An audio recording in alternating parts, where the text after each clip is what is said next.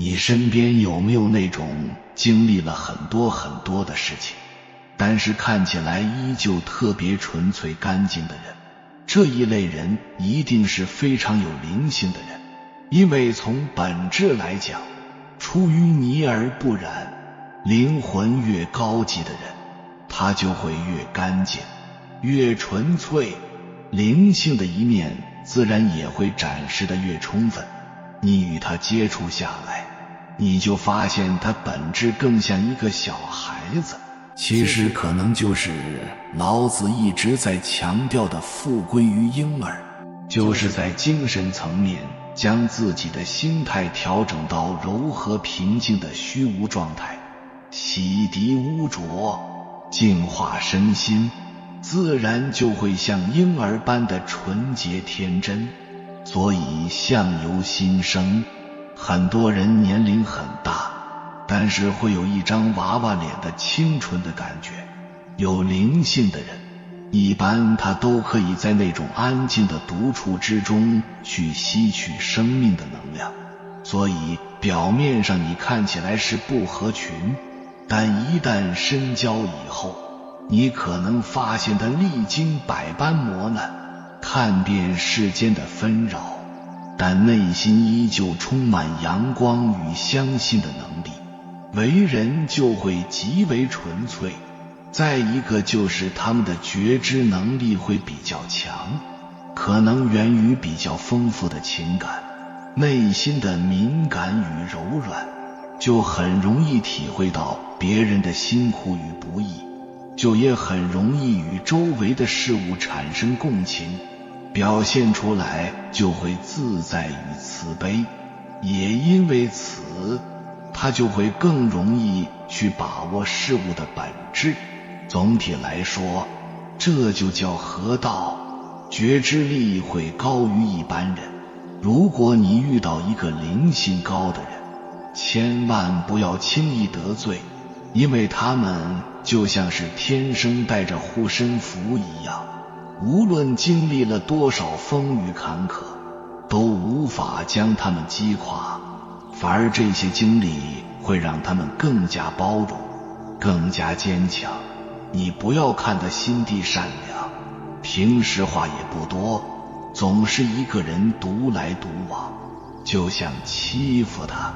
他跟所有的人都不一样，他能看懂所有的套路，他的通透是生活的磨难带给他的，其他人迈不过去的坎，他不但能走过去，还能守住心底的善良。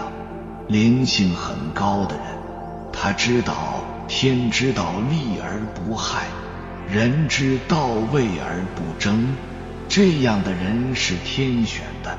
但凡你敢做对不起他的事，老天都不会饶过你。你能刷到这个影片绝非偶然，你可能是一个即将觉醒的人。别不信这种缘，人人都有自我意识，但有些人的自我意识很弱，看上去活得浑浑噩噩。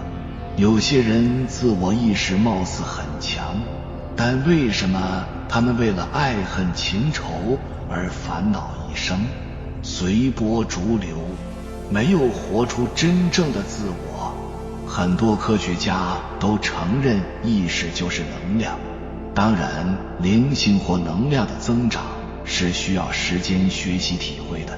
真正自我意识够强大的人，通常直觉灵感也很强，他们从不自寻烦恼，会调整自己的心态。准确地说，他们属于灵性强的人，也叫灵性觉醒的人。那么他们有什么特点呢？你可以观察你周围，有灵性的人他是有迹可循的。在灵性生活中，时候到了，心就会像水果一样开始成熟变甜，我们将会度过青涩艰难的成长期，从外在形式的追求信仰转变为安住于内心的无尽奥秘，想要在灵性上成熟，就要放下僵化和理想化的生命方式，在生活中找到弹性和喜悦。随着灵性的成熟，就会带来新的柔软，自然表现出自在与慈悲。道家老子颂扬这种精神而写道：以道为中心的人，可以去任何他想去的地方，没有危险。即使在巨大的痛苦中，他仍认识宇宙的和谐，因为他在心中找到安详。灵性在于我们是什么人，而不在于我们追逐什么理想。灵性不再是到远方的印度、西藏或秘鲁的马丘比丘，而是回到家中。这种灵性充满了喜悦与整合，既是平凡的，也是觉醒的。这种灵性能让我们在生活的惊奇之中安住。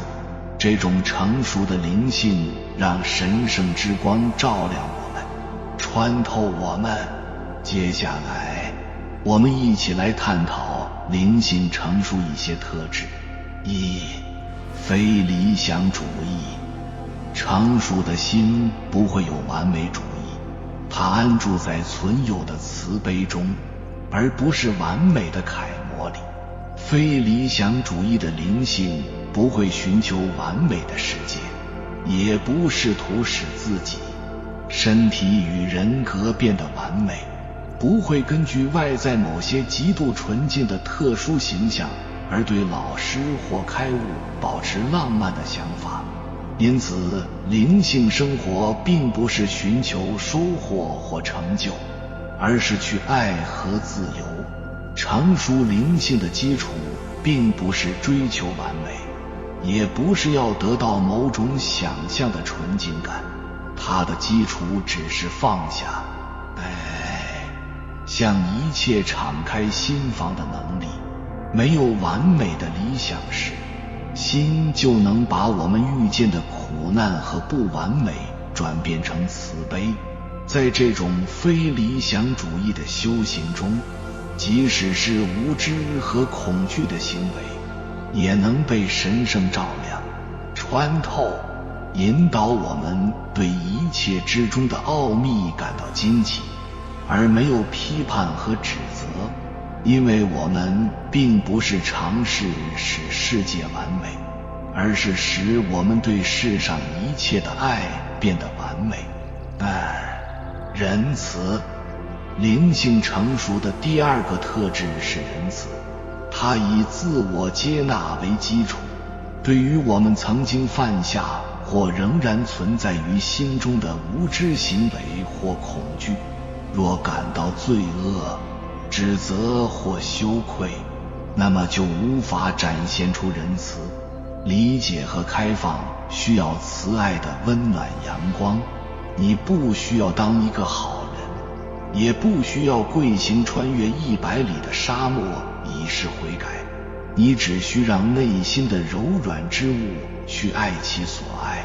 成熟的灵性会映射出我们内心感恩与宽恕的能力。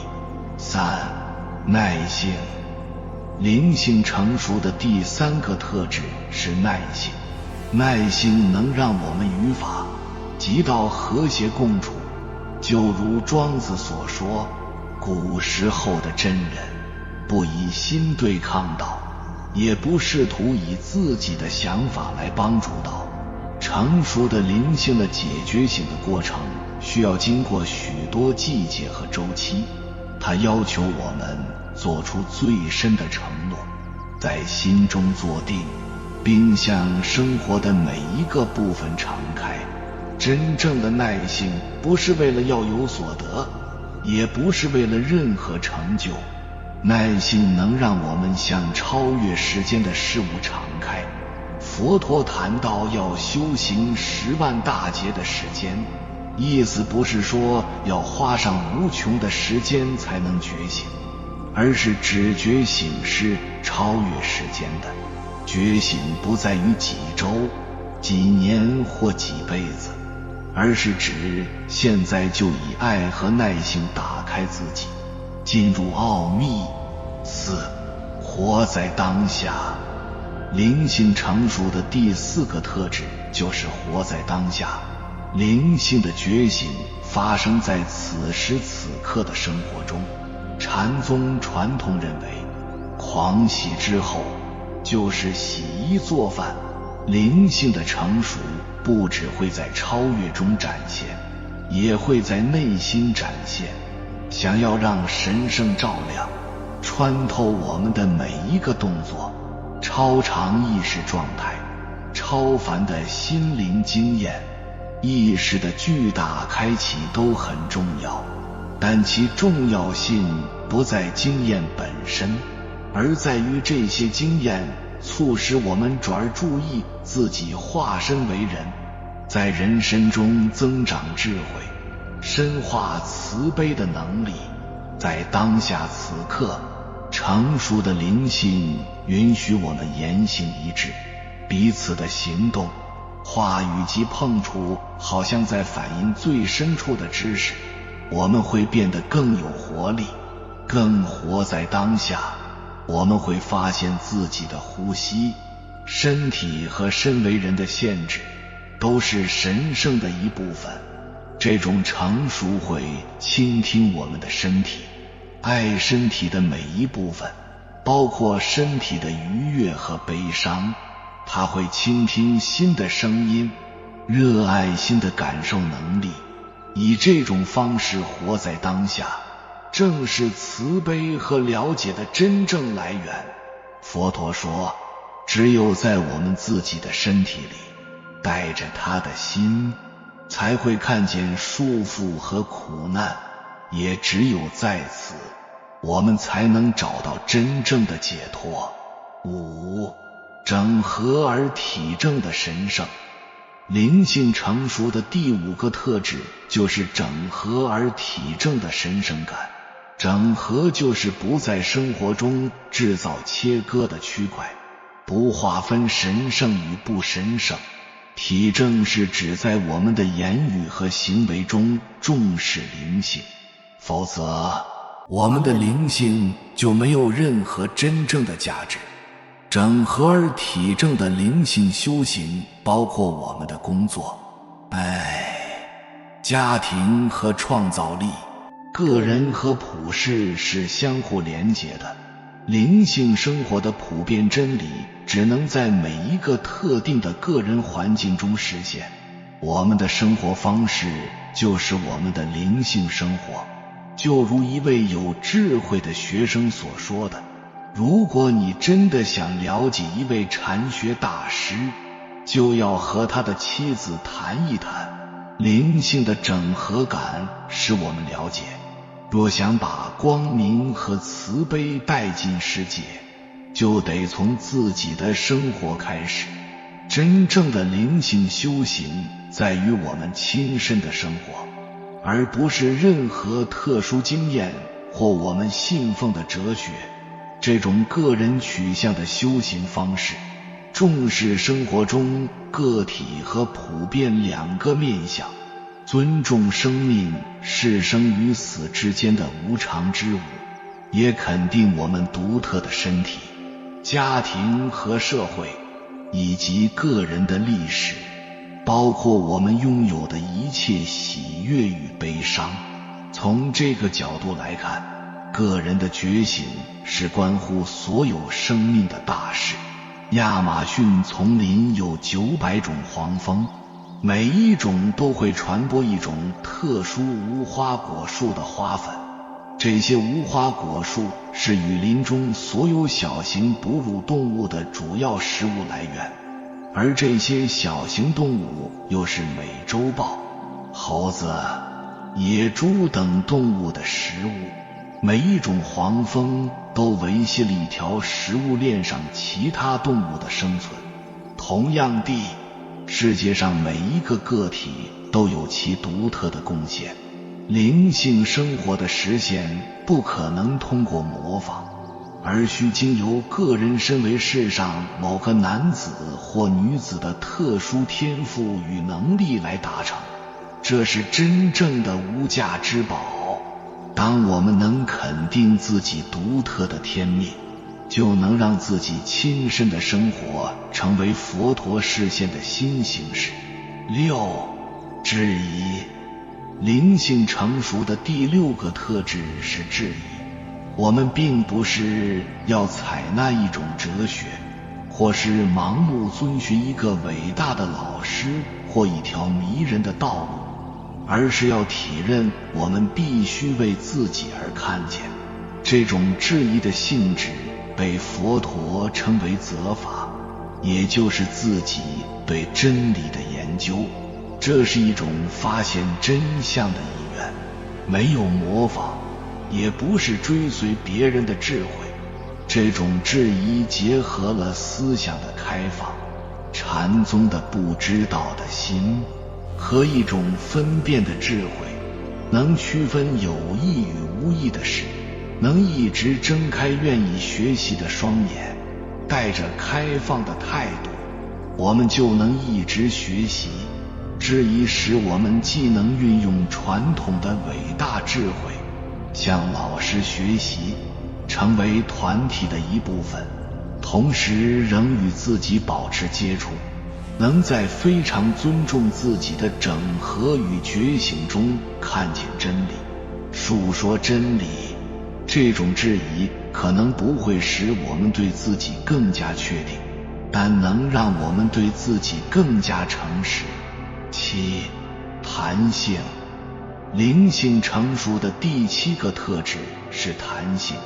灵性成熟使我们像竹子一样，可以在风中摆动，以我们的心与认识来回应世界，尊重周遭不断变化的环境。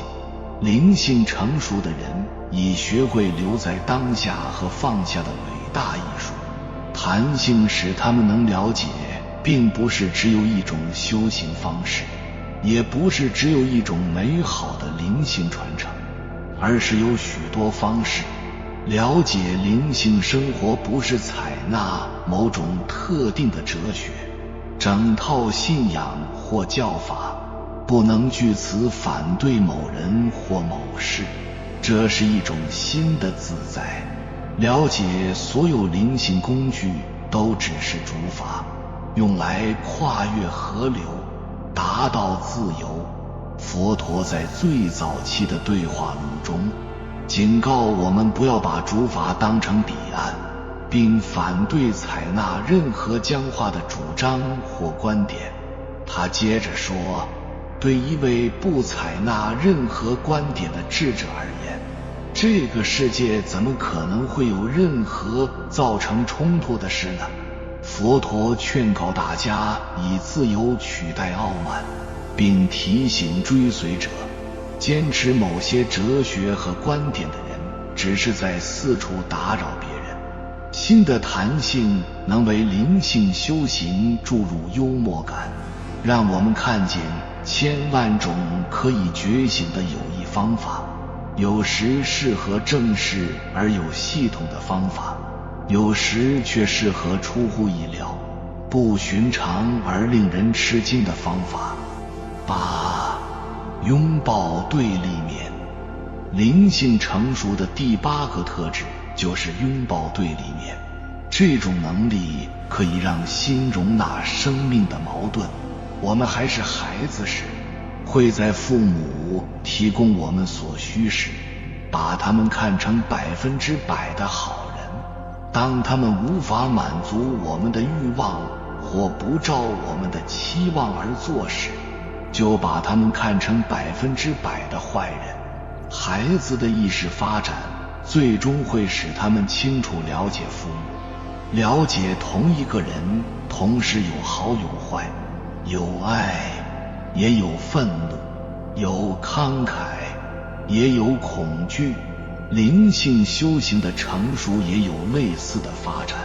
我们不再寻找完美的父母，具有完美智慧的老师或上师，也不再尝试找到全然美好的事物，以对抗全然不好的事物，也不会再区分受害者与施虐者，我们开始了解每一面都包含了对立面。当我们拥抱生命中的对立面，就容纳了自己的生与死，自身的喜悦与痛苦，将两面看成不可分开的。我们会同时尊重空性和表象形式中的神圣，了解苏菲派所说的向安拉祈祷，但要拴好骆驼。当灵性成熟时，我们就能学会接受修行中的对立面。我们需要老师，也要为自己的修行负责。意识有各种超越的状态，也要以个人的方式实现它们。有业力制约的力量，也有人性全然自由的能力，我们就可以成为灵魂之舞的一部分，以轻松幽默的态度拥抱它，与之完全和平相处。9. 智慧而慈悲的关系。成熟灵性生活的下一个方面就是关系。我们总是与某种事物相关，我们在一切事物间找到智慧而慈悲的关系，就是找到全然尊重他们的能力。我们对生活中发生的事可能没有什么控制力，却能选择如何与自己的经验建立关系。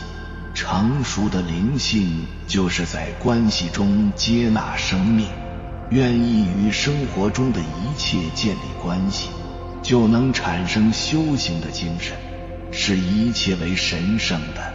我们的家庭生活、性欲、社会、地球的生态、政治、金钱，我们与每一种存有、行动之间的关系都表现出道，每一个动作都有意义，所有的相遇都和整个灵性生活有关。同样的，我们遇到困难和问题时的细心和慈悲，就是修行的尺规。成熟的灵性重视社会和人与人之间的连结，没有一件事可以从灵性生活中排除。10. 平凡。灵性成熟的最后一个特质就是平凡，在某些传承中称为开悟后的修行，这是在特殊灵性状态和副作用消退之后的平凡。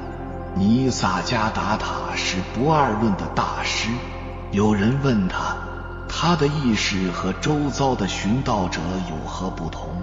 他微笑着回答，他已不再认同寻道者。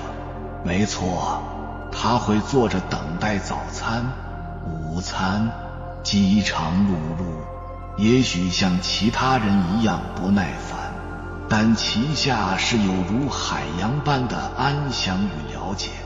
他不会陷入或认同生活中任何变化的情景，所以他和周遭的人不同。不论发生什么事，他都是平静的。平凡就是在此刻单纯的存在，让生命的奥秘自己显现出来。梭罗警告我们小心任何需要买新衣服才能加入的活动时，是在提醒我们以单纯来向每日的惊奇敞开。如果我们能尊重意识创造无限多形式的能力，平凡就是对此时此地感到兴趣，这是呼吸或走路中的平凡奥秘，也是街上的树或对某人的爱的奥秘。这不是因为达到某种神秘状态或得到非凡力量，也不是寻找某种特殊的东西，而是放空、倾听。灵性成熟时，敞开、宽恕、放下的能力会越来越深厚，会自然而然地化解我们的冲突，缓解我们的挣扎，解决我们的困难，并有能力回到喜悦而自在的宁静。道德经的古老智慧告诉我们，我只有3件事要教你们，纯真、耐性、慈悲，这3件事是你们最重要的财富。在行动和思想中保持纯真，就能回到生命的本源。对朋友和敌人保持耐性，就与万物之道一致。对自己慈悲，就能使世人所有生命和解。所以智者居住在道之中，为所有生命立下榜样。由于他不炫耀自己，大家都能看见他的光芒；由于他不需要证明什么，大家都能信赖他的话；由于他不知道自己是谁，大家都在他身上认识自己；由于他心中没有目的，所以他做的每一件事都会成功。对于那些发现自己在一个灵性的道路上行进的人来说，在我们的旅程中体验一些成长期阵痛是很常见的。事情造成的伤害令人难以置信，但这样总是有着更清晰、更有智慧和更深层次的结果。在灵性的道路上识别出这些共同的挣扎会很有帮助，它使我们意识到我们并不孤单，并且在灵性道路上的所有人最终都会遇到某些原型的能量。如果你正在经历这些挣扎，要有信心，你正在经历的变化正在发生，因为你正在变成更加真实和更能交流的人。你感受到的痛苦只是一种暂时的催化剂，它将推动你进入你的新自我。当你改变时，对于你早前的自我之失感到悲伤是很自然的。不要在你的心中将自己附加到你旧的身份上。在提升灵性的道路上处理成长的烦恼，关键是接受它的流动，如同生活一般，与现实合作，而不是与之作对。这里提供5项我们都可能经历过的关于灵性提升的成长期阵痛。1. 失去朋友。这一变化可能会因为一些人而特别让你感到精神创伤。精神上的交流可以非常迅速地带来巨大的变化，并且可能会影响你最亲密的友谊。这可能导致一些朋友对你置之不理，与你保持距离，甚至欺负你。也许之前你愿意参与的一些行为，现在看来对你是错误的。比如说3到4，抱怨或在朋友圈里争夺地位。过去你与朋友讨论的话题，现在让你感到空虚。你更愿意讨论他们不理解或不感兴趣的问题，他们甚至会认为你疯了。不幸的是，这些观点和行为上的差异有时足以撕裂多年来对你意义重大的友谊。但要知道，你能做的就是做真实的自己，不要在意后果如何。你不具有将任何人转化成你思考方式的力量，而且你也不必这么做。所有你能做的就是要真心和真诚，而宇宙会将你与你心的震动一致的人们相连。家庭的误解。虽然大多数的家庭成员不太可能因为你处于一个灵性的道路上而离你而去，但他们仍然很可能会对你的变化感到困惑。如果你的父母有宗教信仰，他们甚至会指责你是迷失的以及远离了上帝。每个人都知道，冥想是另一种撒旦可以在你的耳边低语的方式，对吧？保持真实，并为你每次对话所带入的能量负责。坚持做自己和新的自己，你所爱的人会逐渐熟悉这样的你。在你自己的旅程中，你的家人可能会变得好奇，并开始向你提问。现在他们的想法比以前更加开放。记住，被误解也要做真实的自己，远胜于为了避免家人的误解而隐藏真实的自己。这是你的人生，为自己而活，而不是为了他们。3. 被社会嘲笑和奚落。虽然现在许多人走在有意识的灵性道路上，但还有很多人对自己的真实本质依然浑然不知。拥有更灵性的头脑可能会让你暴露在许多嘲笑之中，仅仅因为你与众不同。被嘲笑、捉弄和欺负只是远离沉睡世界的一部分，这可能是灵性提升中最常见的成长期阵痛。这也是为什么你经常听到人们开玩笑那些吃有机食品、冥想、清醒梦、携带宝石或谈论灵性和哲学问题的人。如果你在几千年前谈论这些事情，围观群众会聚集在大街上，乐于分享他们的经验。在当今时代，这些情感的影响不会随着人群的观点一致，它甚至可能使你难以表达你的精神信仰。起初，你可能会觉得被评价为不被接受是不舒服的，但相信随着时间的推移，这种情况会变得越来越频繁且更容易处理。随着我们对自己的差异感到更加自在，我们将这种舒适感投射到外界，并且由于我们的自信，我们会收到更少的评价。宇宙会停止发送打击我们弱点的经验，一旦我们将这些经验转化为力量。保持真实、真诚和诚信。当人们取笑你时，这只会使他们显得刻薄和愚蠢。4. 职业的转换。当观点改变时，有时候之前的工作就变得不再适合你了。突然之间，你可能会觉得已经依赖多年的工作变得空虚，甚至对你的灵魂有害。在灵性觉醒期间，你可能会意识到你的工作并不是你灵魂的延伸。